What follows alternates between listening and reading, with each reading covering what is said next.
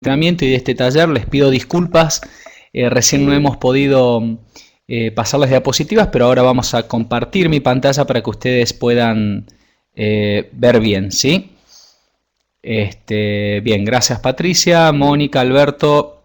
Vamos a comenzar nuevamente esta segunda conferencia. Quiero decirles que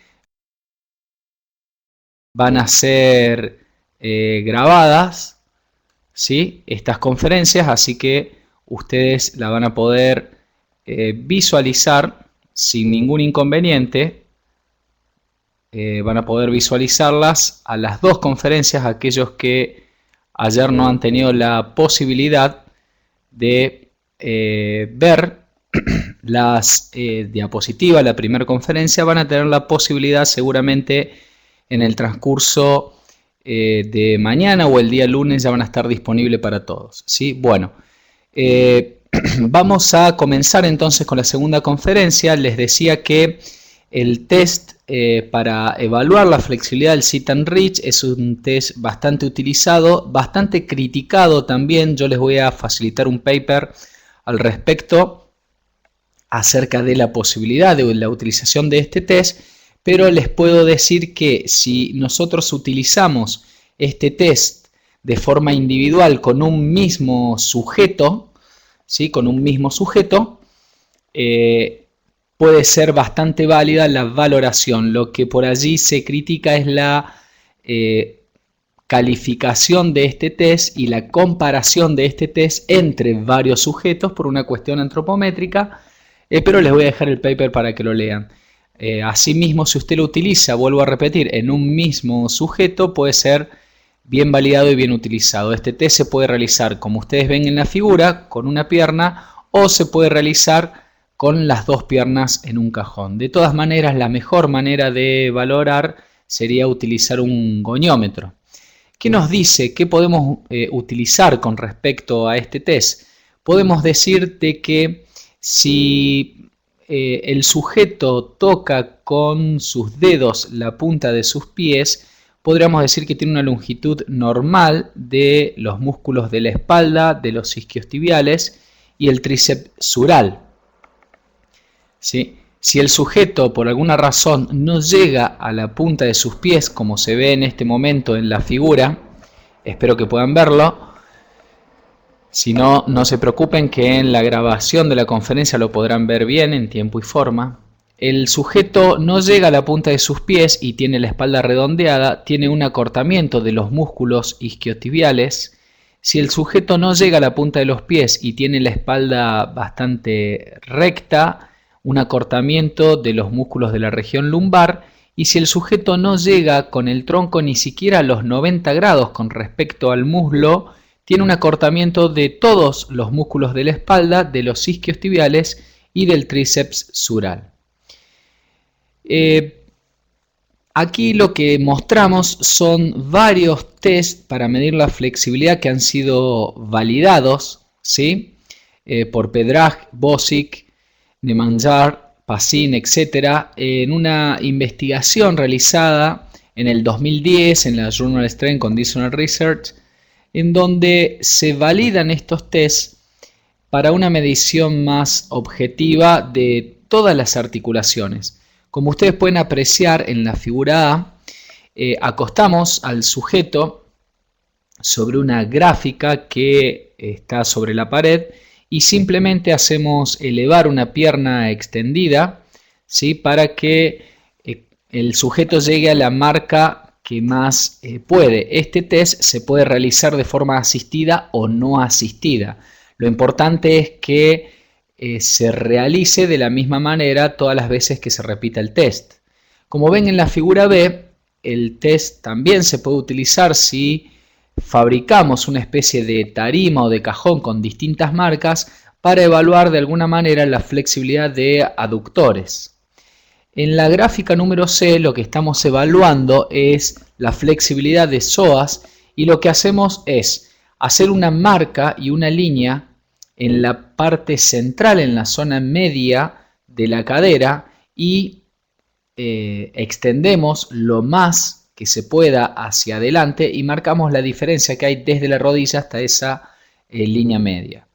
En la figura D lo que podemos ver es también una abertura de piernas en el plano sagital, ¿sí? Marcando la línea media de la cadera y midiendo hasta dónde llegan los talones. En la figura E vemos el sit and reach convencional, en la figura F vemos el mismo test que anterior, que en la figura D, pero simplemente con la flexibilidad de aductores, ¿sí?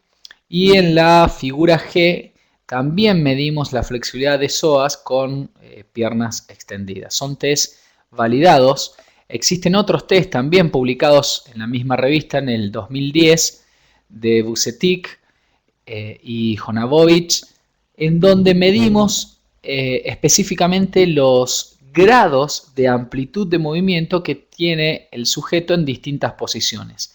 En la figura que vemos ahora, lo que estamos viendo es el sujeto de cúbito lateral, elevando la pierna y midiendo de alguna manera la amplitud articular de la articulación de la cadera respecto a los aductores fundamentalmente, pero con otra gráfica que me contabiliza aproximadamente los grados de apertura que tenga este sujeto.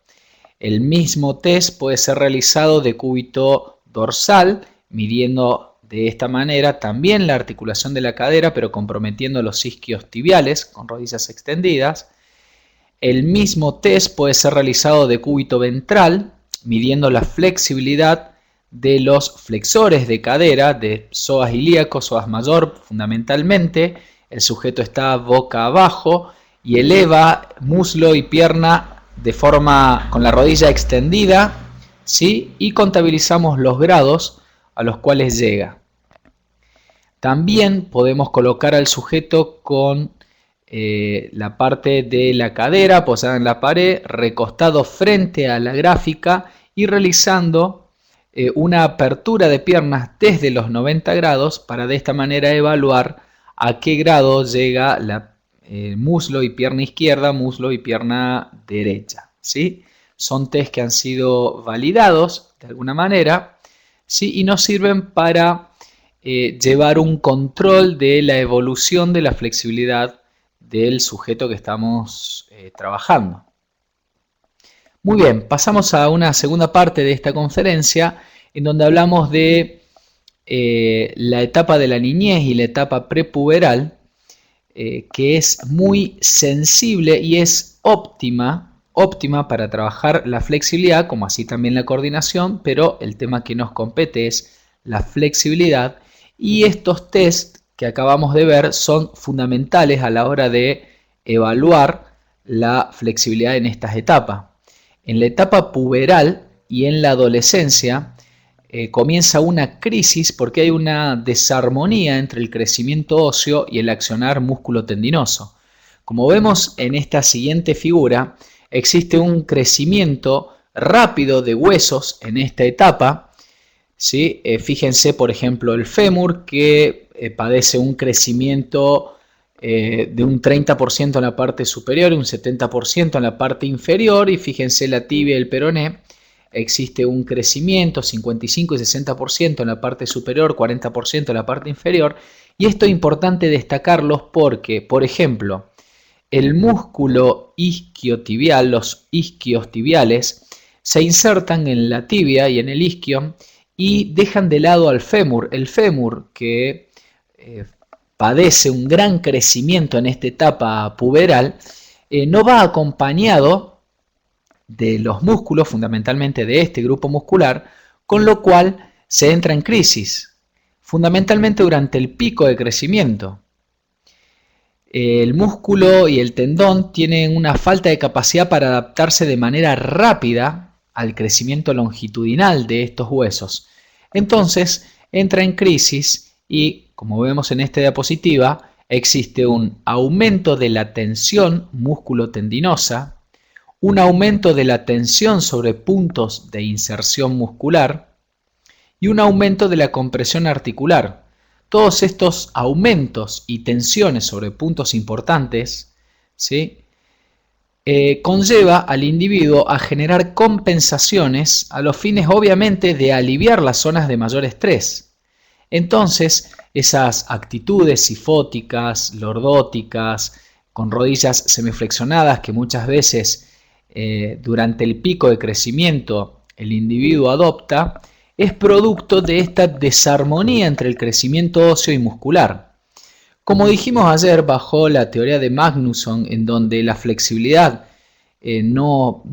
todavía no podíamos comprobar a ciencia cierta de que provoque modificaciones moleculares, pero sí podemos comprobar de que existe un aumento del umbral del dolor. Entonces, ya sea la teoría de Magnusson o ya sea utilizando otras teorías acerca de las modificaciones moleculares que se pueden llegar a generar con trabajos de flexibilidad, podríamos decir que los estiramientos, sobre todo de la cadena posterior en esta etapa del pico puberal, es fundamental trabajar la flexibilidad en esta etapa, ya que de alguna manera disminuye el dolor en esta zona, aumenta el umbral del dolor y ayuda a no generar estas compensaciones que a lo largo del tiempo van a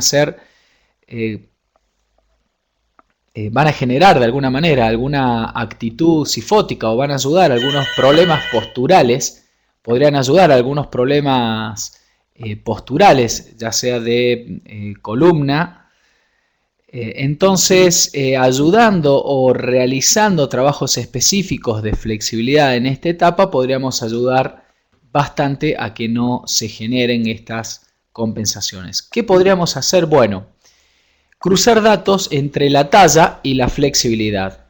Si nosotros vamos a tomar la talla del sujeto, en esta etapa podríamos hacerlo cada 6 meses. Si tenemos la posibilidad de hacerlo cada 3 meses sería mejor, pero podríamos realizarlo cada 6 meses. Obviamente que tenemos que hacer una talla correcta, colocar al individuo en el plano de Frankfurt para de alguna manera que sea bien correcta, bien objetiva esta evaluación de la talla y empezar a cruzar datos justamente entre la talla y la flexibilidad del sujeto. Evaluamos, por ejemplo, con el test que mide toda la cadena posterior en el sujeto, como es el test de Sit and Reach, y cruzamos los datos con la edad. Por ejemplo, aquí abajo en la figura que ven, tienen edades 6, 7, 8, 9, 10, 11 hasta los 16, 17 años, y en el círculo rojo es donde se produce una desarmonía entre el crecimiento y la flexibilidad. Si nosotros tomamos el crecimiento y tomamos las edades y medimos la flexibilidad, deberíamos encontrar entre medición y medición que no haya una diferencia significativa en el test de Sit and Reach. Es decir, el sujeto creció, por ejemplo, 2 centímetros, 3 centímetros o 5 centímetros de medición a medición y no debería haber una diferencia significativa con respecto a la flexibilidad. Por ejemplo, si el sujeto creció 5 centímetros y el Sit and Reach anteriormente le daba una calificación de 0 o se tocaba los dedos con la punta de los pies los dedos del pie con la punta de los dedos de la mano y en la próxima medición creció 5 centímetros, no debería haber una diferencia significativa, o por lo menos esa diferencia no debería ser superior a 1 o 2 centímetros con respecto al Sit and Reach. ¿Qué ejercicios podríamos realizar? Bueno, este tipo de ejercicios que vemos ahora, ejercicios de la cadena posterior, homolaterales, como vemos aquí, en la figura 1 vemos un estiramiento de todo el lado izquierdo de la cadena posterior.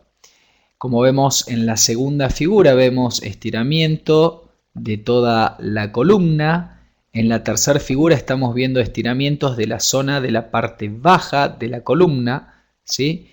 Y como vemos en la figura 4 estamos viendo también estiramientos ya unilaterales de la zona de la espalda baja.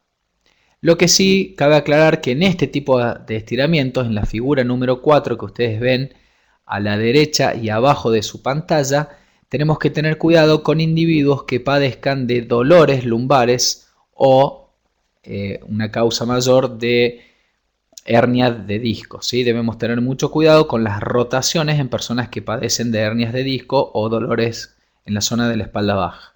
Otros ejercicios que podemos realizar, obviamente en esta etapa crucial, son los estiramientos de la zona de pectorales, ¿sí? Pectoral menor, pectoral mayor, como vemos en las dos figuras, distintos ejercicios de forma simétrica y de forma asimétrica, de forma bilateral y de forma unilateral para esta zona. Otros ejercicios que debemos desarrollar son ejercicios de toda la implicancia de la cadena posterior, ¿sí? Toda la cadena posterior en distintas posiciones, parado, sentado, inclinado, como ven en la figura 3, ¿sí? Con ayuda, sosteniendo las rodillas para que éstas no se flexionen. Son ejercicios que no deben faltar en esta etapa, ¿sí? Ejercicios de glúteos mayor, como vemos en la figura 1, ejercicios de psoas, como vemos en la figura 2, también ejercicios de psoas, como vemos en la figura número 3, ¿sí? Y ejercicios de psoas implicando el recto femoral también, como vemos en la figura 3 y 4. Es muy importante, y vuelvo a insistir, es muy importante que realicemos este tipo de ejercicios, pero entender de que esto no va a corregir una desviación postural ya fomentada. Muchas veces consideramos o creemos que ante una hiperlordosis con estiramientos de la zona de la espalda baja la podríamos llegar a corregir, o ante una cifosis con estiramientos de pectorales lo podemos llegar a corregir. Esto no es así, esto no es real. Con estiramientos no se corrige ya una desviación declarada. Con estiramientos se previene una desviación, ¿sí? Y esto quiero que quede bien en claro. Se previene una desviación con estiramientos justamente porque el sujeto disminuye la posibilidad de compensar esos dolores que habíamos visto que se producen durante el pico puberal, ¿sí? Disminuye la posibilidad de compensar esos dolores con la ayuda de la flexibilidad, lo cual va a disminuir la posibilidad de fomentar una desarmonía, una crisis postural que desencadene una desviación justamente postural. Esto tiene que quedar bien en claro. Bueno, pasamos a otros ejercicios también de aductores que son fundamentalmente importantes para las mujeres, aductores en distintas posiciones, ¿sí? Para favorecer la movilidad de la cadera. Vamos a pasar a la última parte de esta conferencia, ¿sí? A la tercera parte, que es la flexibilidad en la entrada en calor. ¿Cómo debería o cómo sugerimos que sea la flexibilidad en la entrada en calor? Bien, primero determinar en qué deporte. No es lo mismo hacer una flexibilidad de entrada en calor para danza que para el fútbol. Primero tener en claro y ser específicos. En la primera parte de la entrada en calor recomendamos o sugerimos una movilidad submaximal general de todas las articulaciones, tobillo, rodilla, cadera, hombro, etcétera, etcétera. Movilidad general, pero una movilidad a velocidad media o lenta y que sea submaximal, que no sea de amplitud articular maximal. Luego de esta pequeña movilidad, sugerimos realizar estiramientos dinámicos o estáticos, depende del deporte. Eliminamos aquí en la mayoría de los deportes los estiramientos estáticos. Tal vez podríamos llegar a estirar de forma estática 2 o 3 segundos, una sola repetición por grupo muscular, en aquellos deportistas que sientan entumecidos los músculos o dolor por una cuestión de sensación, disminuir la sensación de dolor, pero esto no sería recomendable, no sería sugerido. Sí sería sugerido realizar unos estiramientos dinámicos, pero en esta etapa, en esta primera parte, estiramientos dinámicos a baja velocidad y de amplitud articular submaximal. Luego, en la etapa final, luego de haber hecho la parte aeróbica, la parte de piques, la parte específica con el balón, con la pelota, con el elemento de juego, etcétera, etcétera, eso va a depender del deporte. Con respecto a la flexibilidad en la parte final, sí sugerimos incrementar la velocidad de los estiramientos dinámicos y la amplitud de movimiento de cada articulación de los estiramientos dinámicos. ¿Sí? Con respecto a la vuelta a la calma, ¿qué sucedería al final de un juego, al final de un partido, al final de una competencia? Lo que sugerimos es simplemente una elongación submaximal, ¿sí?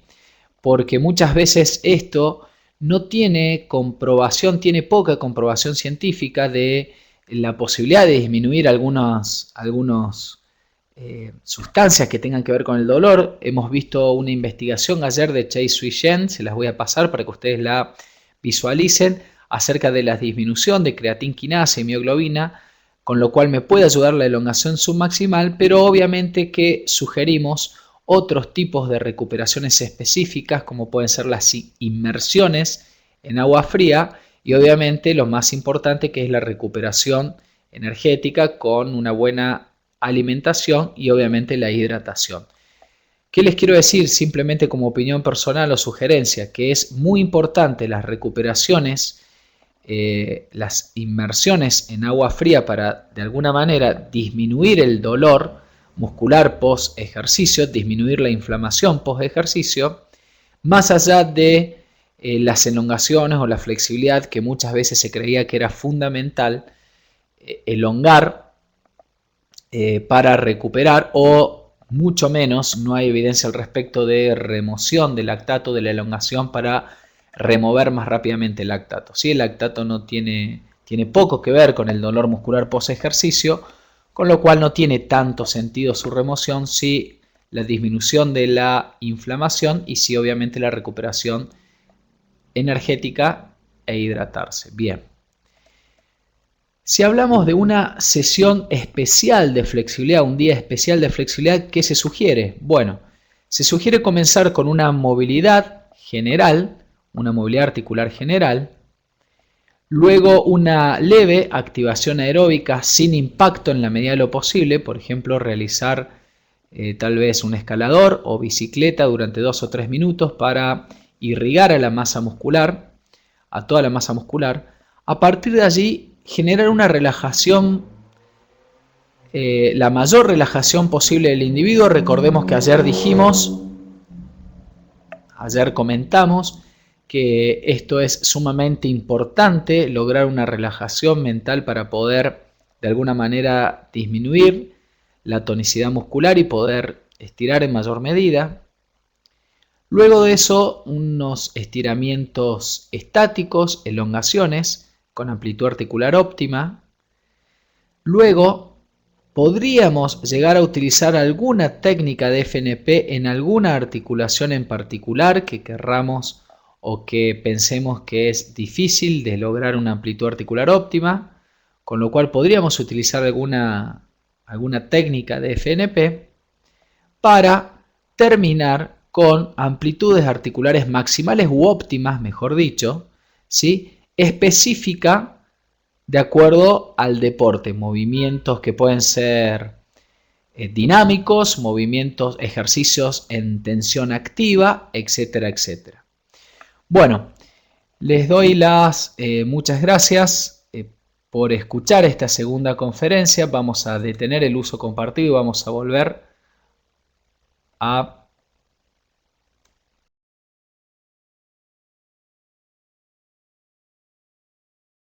Bien, vamos a volver a la presentación original. Bien, ¿pudieron ver hasta aquí Alberto, Jonathan, Mónica, Pablo, Patricia, Roberto? ¿Pudieron ver? ¿Se pudo visualizar las diapositivas? Bien, perfecto. Santiago, muchas gracias. Gracias, Alberto. Bueno, muchas gracias, Patricia y Pablo. Bien, entonces vamos a terminar, ¿sí? Una vez más voy a compartir mi pantalla para mostrarles algunos videitos, sobre todo ayer quedó pendiente a Pablo mostrarle algunos videos de estiramientos dinámicos, ¿sí? Bueno, y Alberto creo que también estaba ayer para mostrarle algunos, simplemente ahora les voy a pasar unos videitos con estiramientos dinámicos, ¿sí? Ejercicios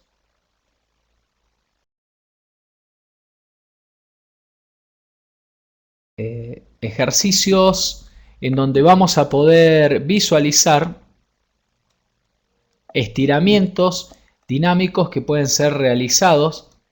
Fíjense, espero que lo puedan ver, no se preocupen que lo vamos a pasar 2 veces por lo menos. Como son videos es probable que les llegue lenta, tiene que ver con sus conexiones a internet, lo vamos a pasar 2 veces a todos los videos. Pero fíjense, vamos a mostrar estiramientos dinámicos asistidos y no asistidos, ¿sí? Combinados también con estiramientos en contracciones excéntricas, estiramientos en tensión activa.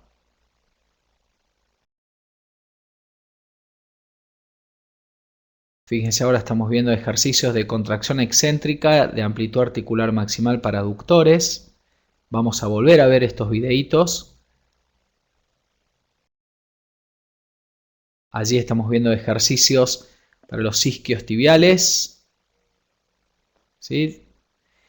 Son ejercicios complicados, algunos de realizar. Debemos tener especial cuidado de entrenarlos bien, de mostrar bien el gesto primero. Fíjense que allí vemos ejercicios de estiramientos dinámicos maximales a velocidad máxima, con lo cual les sugiero que revisen la conferencia de ayer cuáles eran. Vamos a volver a visualizarlos una vez más. Les recuerdo de la conferencia de ayer en donde habíamos sugerido que estos estiramientos dinámicos se han realizado a velocidad lenta primero, luego a velocidad media y luego a velocidad máxima, ¿sí? Allí vemos nuevamente ejercicios de estiramientos excéntricos para aductores. Muy importante en los deportes en donde hay que hacer cambios de direcciones, ¿sí? Sumamente importante. Estiramientos dinámicos de isquios tibiales, muy importante para deportes en donde hay que frenar. Recuerden que el isquio tibial resguarda también y ayuda al ligamento cruzado anterior para que este justamente no se rompa, y los trabajos excéntricos de los isquios tibiales son fundamentales, como así también de los aductores. En todos los deportes, este deporte es básquet, pero en todos los deportes en donde haya cambios de direcciones, arranques, frenos, es sumamente importante este tipo de estiramientos, ¿sí?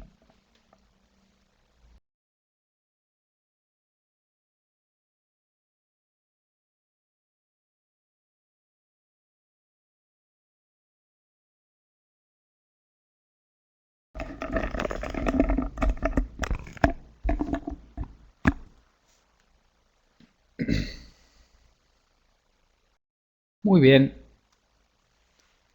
Vamos a volver entonces.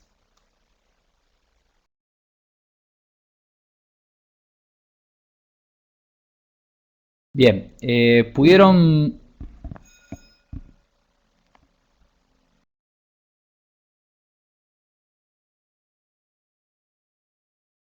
Bien, ¿pudieron ver los videos o no?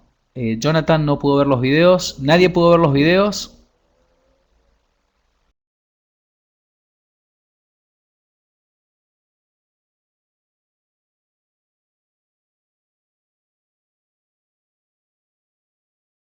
Bien, bueno, vamos a intentar una vez más. Patricia levantó la mano. Vamos a intentar verlos una vez más.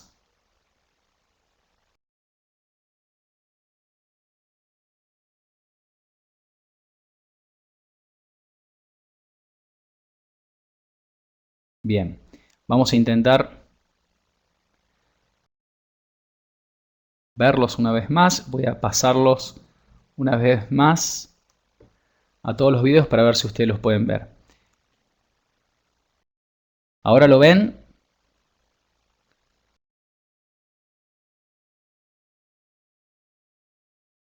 Perfecto, bueno, perfecto, bien, bien. Compartí mi pantalla desde otro lugar para que ustedes lo puedan visualizar. Lo vamos a pasar 2 o 3 veces, ¿sí?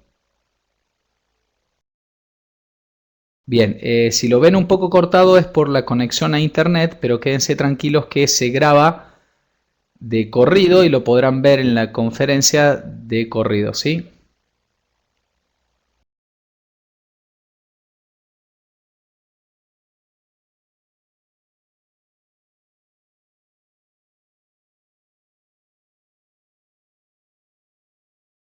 Eso es estiramiento dinámico, ¿sí? Combinado también con contracciones, en este caso, el ejercicio que estamos viendo son contracciones excéntricas también.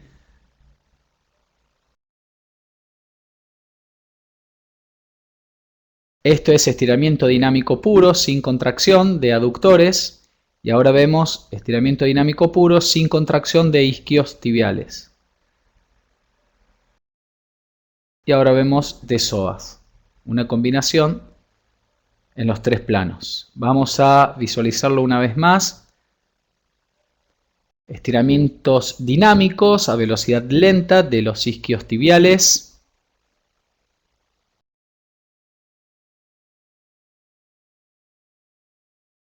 A baja intensidad, obviamente.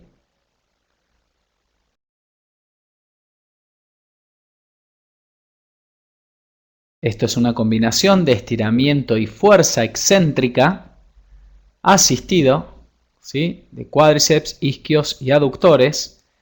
Contracciones excéntricas con estiramientos dinámicos. Esto es lo que sería una posibilidad de estiramientos en tensión activa. Esto es contracción excéntrica y estiramientos de aductores. Estiramiento dinámico.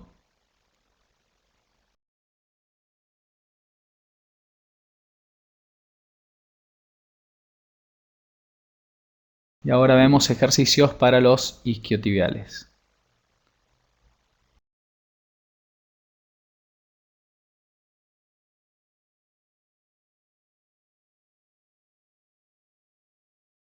Estiramientos dinámicos, balísticos, de isquios, aductores y psoas.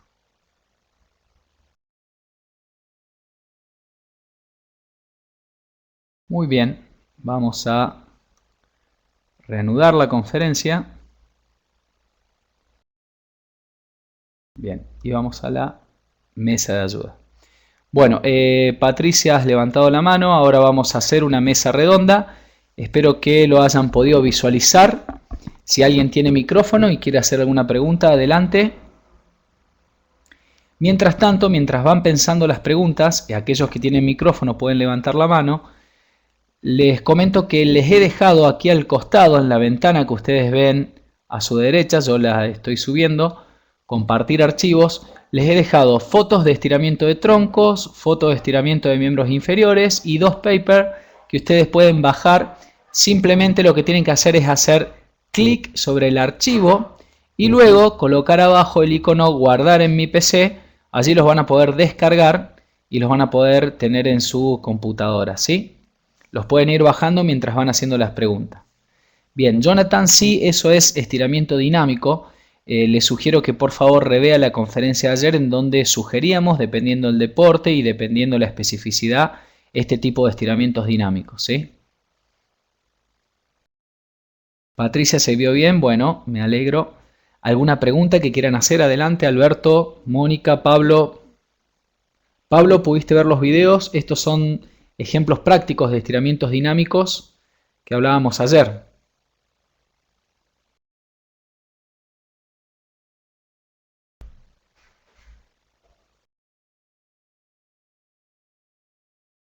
Bien, perfecto, Pablo. Hay infinidad de posibilidades, ¿no? Existen otras posibilidades, simplemente a modo de ejemplo dimos esto. Adelante, Pablo, te habilité con el micrófono.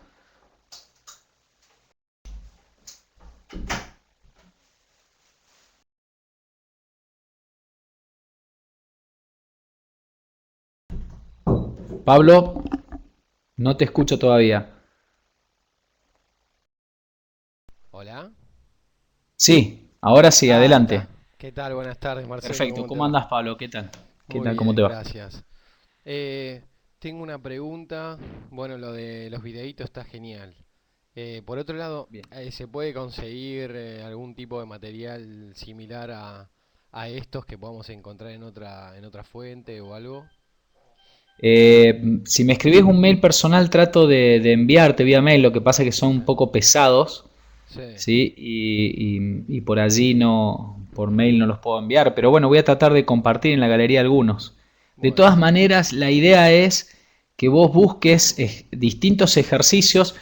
Te comento cómo hago yo, Pablo, con los ejercicios. De los ejercicios convencionales que nos han enseñado nuestros profesores en la facultad, Sí. de estiramientos estáticos, a partir de allí saco ejercicios que son de estiramientos dinámicos de forma lenta primera y de forma lenta primera y aumentando la velocidad cada vez que se pueda, ¿sí? Está bien, perfecto, gracias. Y te hago... Respondo, ya te escucho, Pablo, respondo un Listo, segundito lo de Alberto, que dale. dice, redondeando la información de ayer, ¿esto se hace previo a cada entrenamiento o es conveniente hacer sesiones específicas? Las dos cosas, Alberto. ¿Sí?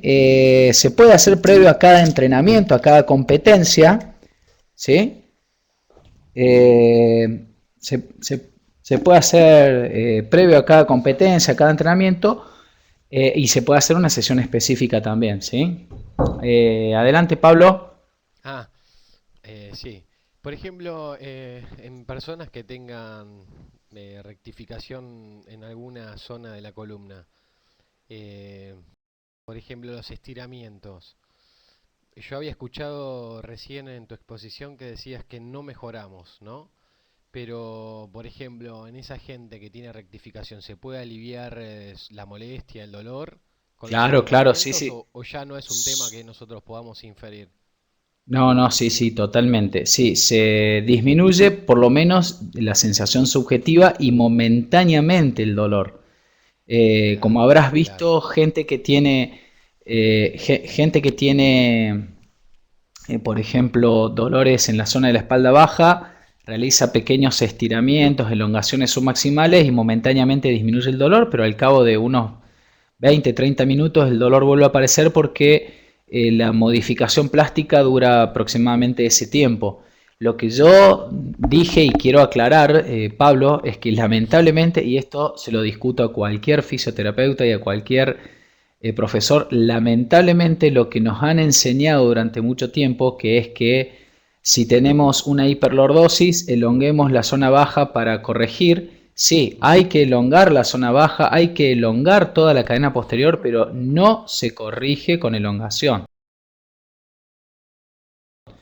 Producto de un desequilibrio entre distintas fuerzas que no se corrige con flexibilidad. ¿Ayuda? Por supuesto. ¿Hay que estirar? Por supuesto que sí. Todo lo que se pueda y el mayor tiempo que se pueda, estiramientos, pero no se corrige lamentablemente con estiramientos. Esto hay que entenderlo y saberlo. Perfecto. Muchas gracias. No, de nada, Pablo. A ver, Alberto, ¿cuál sería la periodicidad de los entrenamientos específicos? Bien, mínimamente, Alberto, lo que pasa es que ya eso va a depender de tu deporte y de la posibilidad de sesiones que vos tengas dentro de ese deporte y la prioridad que le vas a dar a los entrenamientos. Nosotros, por ejemplo, te comento como experiencia personal, yo he estado en deportes en que entrenamos doble turno todos los días y he estado en deportes en que entrenamos 3 veces por semana solamente.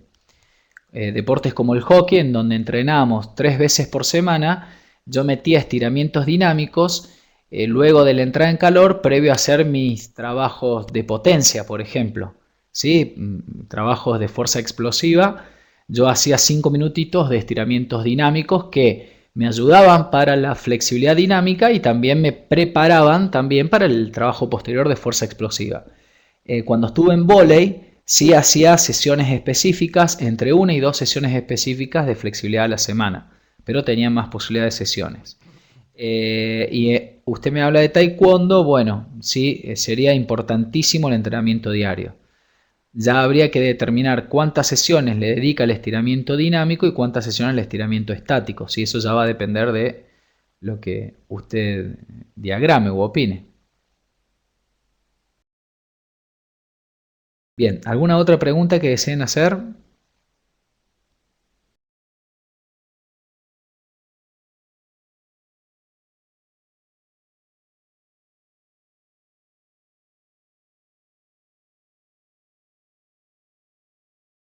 Patricia, habías levantado la mano. Yo, Patricia, te habilité el micrófono. Lo que debes hacer para que yo te pueda escuchar es hacer clic sobre el micrófono, sobre el icono del micrófono que está arriba, ¿sí? Arriba hay un icono de micrófono. Si podés hacer clic sobre el micrófono y mantenerlo apretado como un handy, te voy a poder escuchar. Alberto, te acabo de habilitar el micrófono. Adelante.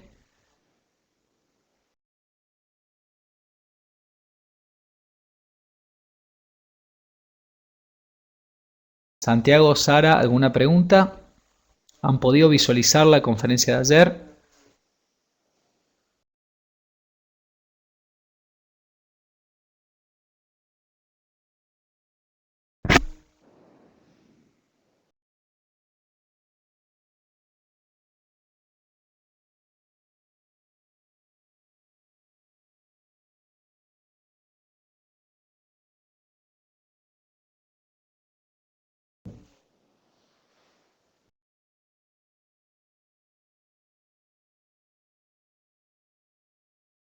Bueno, muy bien, Patricia.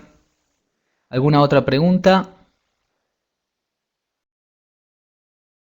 Alberto, otra vez no resultó con respecto al tiempo de los ejercicios. No entiendo, Alberto, cuál sería la pregunta. ¿El tiempo de estiramiento?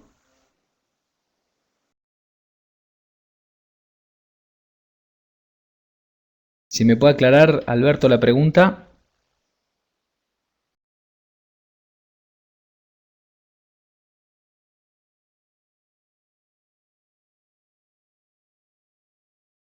Ah, bien, perfecto.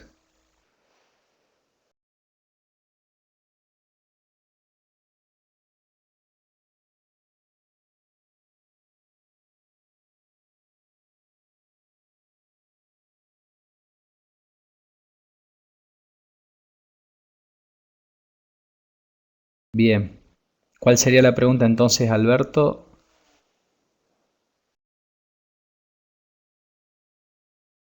Bien, a ver, Patricia, cada modalidad de flexibilidad, ya sea dinámica, estática o por FNP, ¿con qué frecuencia y cuánto tiempo cada una de ellas? Y además, ¿qué tiempo? Bien, Patricia, eh, ¿con qué frecuencia? Si es va a depender del deporte y de la necesidad de esa capacidad en el deporte. En deportes que no requieren tanta necesidad de flexibilidad, con una o dos veces por semana estaría bien, y en aquellos deportes como la gimnasia rítmica, artística, aeróbica de competición que requieren mayormente flexibilidad dinámica, me parece que 3 o 4 sesiones semanales sería lo óptimo. En cuanto al tiempo que hay que mantenerlo, bueno, ayer hemos mostrado evidencias científicas, se las voy a pasar al paper al respecto de los distintos tiempos. No hay un tiempo exacto. En el trabajo de Ayala y Sainz que vimos ayer, los tiempos fueron de 180 segundos para 3 grupos, pero divididos en distinta frecuencia. 6 de 15, 3 de 60, si mal no recuerdo, y 4 de 45 segundos, y los resultados fueron similares, Patricia, ¿sí? Entonces, el tiempo que hay que mantener la posición va a depender de cada entrenado, de lo que pueda soportar en el SAR, en la zona de alta resistencia, en el último rango de amplitud articular, lo que pueda soportar cada entrenado. Alberto, en los entrenamientos específicos, ¿la relación entre el tiempo y series es de 4 series del máximo tiempo? Sí, por supuesto, Alberto. Yo haría eso desde la práctica, haría eso. Yo no le puedo decir que eso sea lo mejor, pero sí, yo tal vez planificaría y optaría por realizar eso. Sara, hola y disculpen, apenas logré conectarme por problemas técnicos, más bien mis deficiencias técnicas. Muy bien. Para manejar este medio de capacitación, esperaré para que ya pueda acceder a las copias de las 2 conferencias. Bueno, no hay ningún problema, Sara ya se va a ir familiarizando. No se preocupe que rápidamente, seguramente le va a agarrar la mano, quédese tranquila. Y le comento que van a estar disponibles las 2 conferencias, así que no se preocupe, ¿sí? No se preocupe. Si quieren hacer alguna otra pregunta, adelante.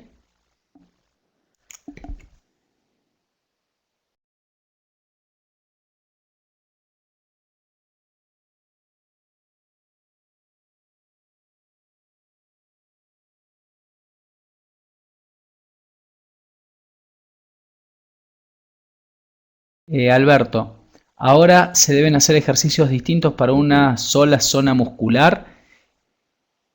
Podría ser, sí, puede hacer ejercicios distintos, pero puede hacer un solo ejercicio también. Eso va a depender de qué importante sea esa zona. Por ejemplo, le comento mi experiencia cuando yo estuve en vóley. Para la zona de los hombros, la cintura escapular hacía distintos ejercicios, ¿sí? Porque era una zona fundamental. Pero por ejemplo, en básquet y en tenis, para la zona del hombro también hacía distintos ejercicios, para las piernas hacía un solo ejercicio por grupo muscular, por ejemplo.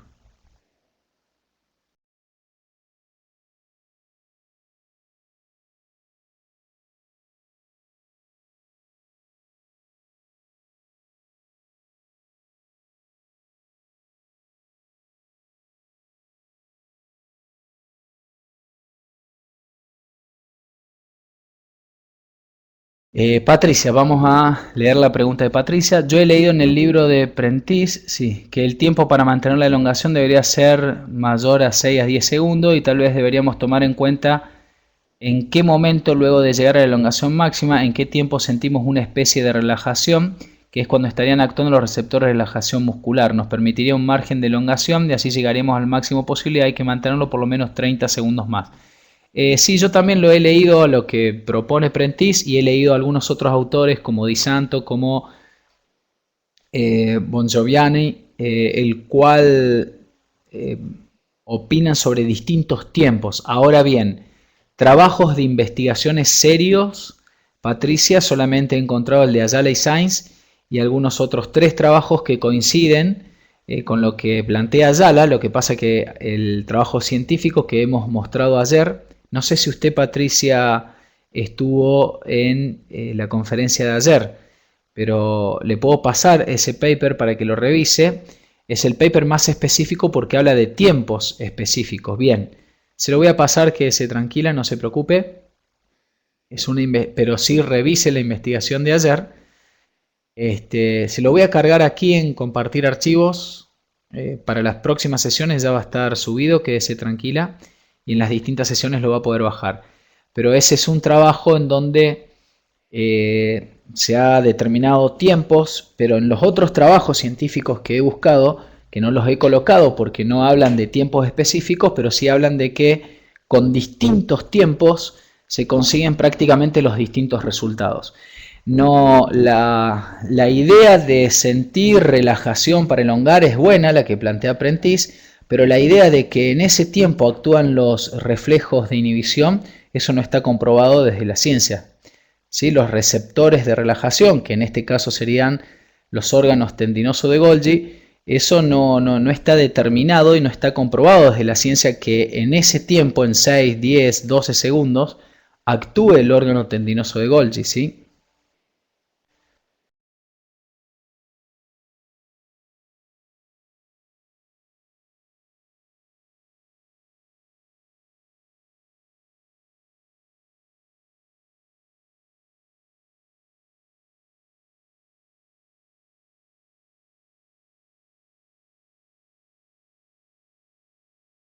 Bien, ¿alguna otra pregunta, otra duda que tengan?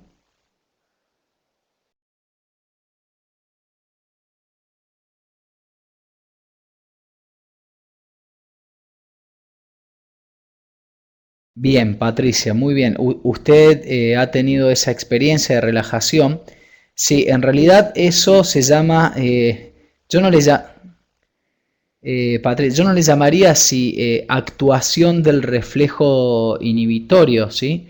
También podríamos decir, según la teoría de Magnusson, que eso es una adaptación al dolor, al umbral del dolor. Es como si yo me quemara o me pinchara con una aguja o me quemara con un cigarrillo, y a partir de unos instantes el primer dolor lo soporto y a partir de unos instantes ya no voy a sentir dolor, porque adaptamos los receptores a la sensación de dolor. Bueno, el ejemplo tal vez no sea el más lógico, pero sería algo similar, algo parecido, ¿sí?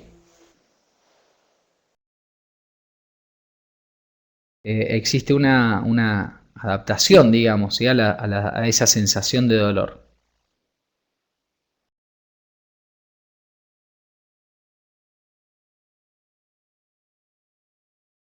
Exactamente, Patricia, es variable el tiempo.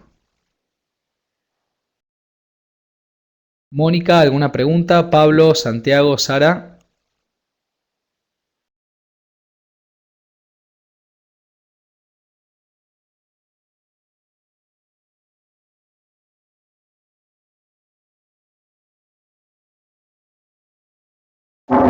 ¿Alguna pregunta más que deseen hacer? Bueno, entonces les dejo un saludo muy cordial. Muchísimas gracias por participar de esta segunda conferencia. Gracias, Alberto. Espero que les haya servido, que les haya sido útil estas dos conferencias más el material, y recuerden que a partir del miércoles que viene seguimos trabajando en este tema de la flexibilidad. Muchísimas gracias a vos, Patricia, Alberto, un saludo muy cordial, abrazo desde México. Espero, Alberto, que algún día me invite hacia su país. Sí, Pablo, voy a pasar más material. Si podés bajar los archivos que compartí acá, sería óptimo, y voy a pasar algunos